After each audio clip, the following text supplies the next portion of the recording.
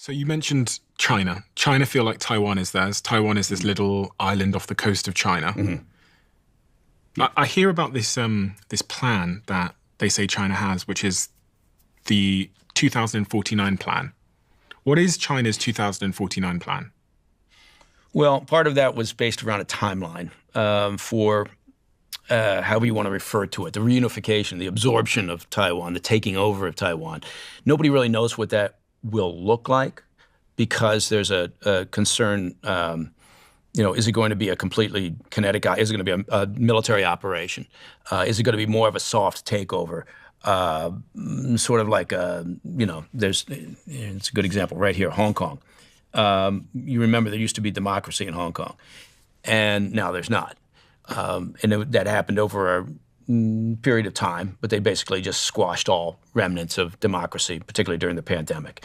So what's it going to look like when they do take over Taiwan? That's the big question. But the timeline has shrunk. So there's some feeling that the movement on Taiwan will be during the course of Xi Jinping's tenure, right? So what are you looking at? Well, that depends on his grip on power, which seems very solid.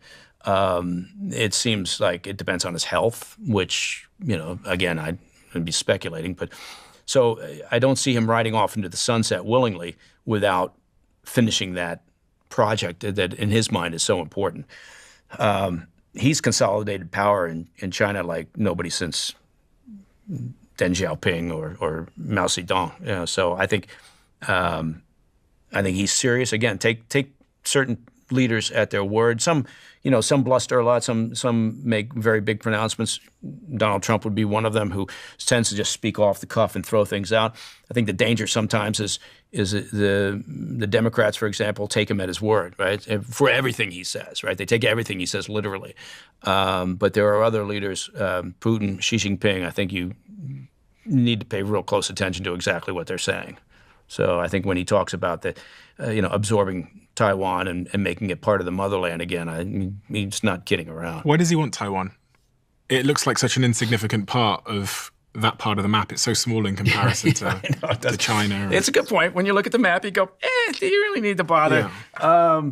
You know what? It's part of it is the history, right? Ever since the Chiang Kai-shek and the separatists and the escaping to Taiwan and raising it as a separate nation, it's just it's hard to explain, but it's a very emotive subject. Right? Why does the U.S. care so much about Taiwan?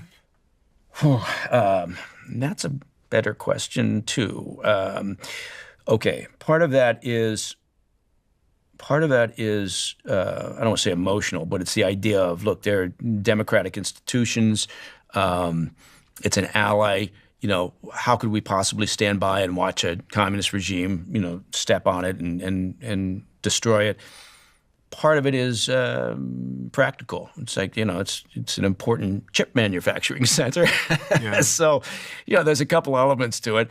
Honestly, look, if all the chip manufacturing on Taiwan was reshored over to California somewhere, would we care quite as much? Well, we would still care on that sort of emotional, values-based side.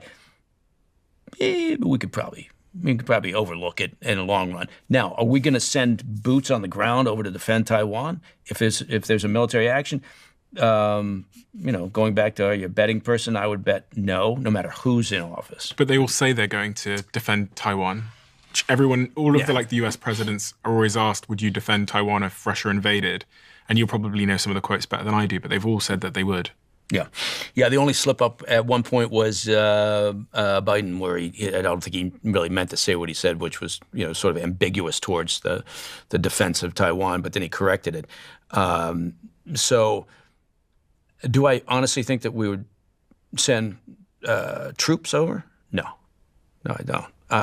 Do I think that we would do what we're doing with Ukraine? Sure. Yeah. Would we provide resources?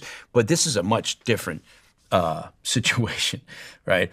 And so I think while I get the concept, I just don't know that there's be follow through, because that is a very tough sell to explain why we're sending troops over to face down the Chinese military, which is about a stone's throw away from Taiwan.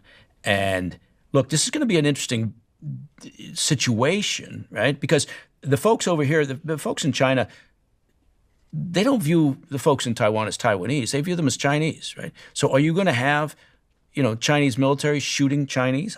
I don't know. Maybe it's going to be a softer takeover. Maybe there's more influence. There's a massive disinformation campaigns that go on Taiwan, courtesy of the Chinese regime. There's all sorts of efforts there to undermine Taiwanese leadership. But this is, again, the point being is this is a crisis. Look, this is a mess and has been, and it's underway, and it's the Ukraine situation. In Ukraine situation. But over here, this is looming, right, as a major issue. And if you think about their other activities, this is what's referred to as the South China Sea, right? Which is below Taiwan. It is, yes. And this is the Philippines here, Vietnam over here. China has always viewed this as their territory, right? This is their backyard.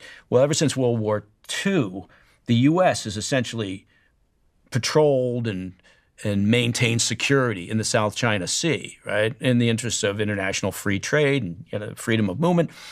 There are increasing numbers of encounters between the Chinese Navy and the Philippines, and Vietnamese over this sea, because, again, they view this as theirs. They're constantly in here pushing. They're building artificial islands for ports. There's a major flashpoint here, right, for potential conflict. And China, I've talked to a number of experts that I really value, and their take is, and I think it's not incorrect, is that China is basically on a war footing with the West already, right? We just don't see it, or we don't feel it, or we don't want to acknowledge it. And I don't mean like they're going to launch missiles, but in their minds, they're at war with the U.S. already, and they're acting in a sense as if that's the case, and we act as if, well, they're just an economic competitor, but it would be nice if we could all get along. So I think we may be misreading the tea leaves. If you love the Diary of a CEO brand and you watch this channel, please do me a huge favor. Become part of the 15% of the viewers on this channel that have hit the subscribe button. It helps us tremendously, and the bigger the channel gets, the bigger the guests.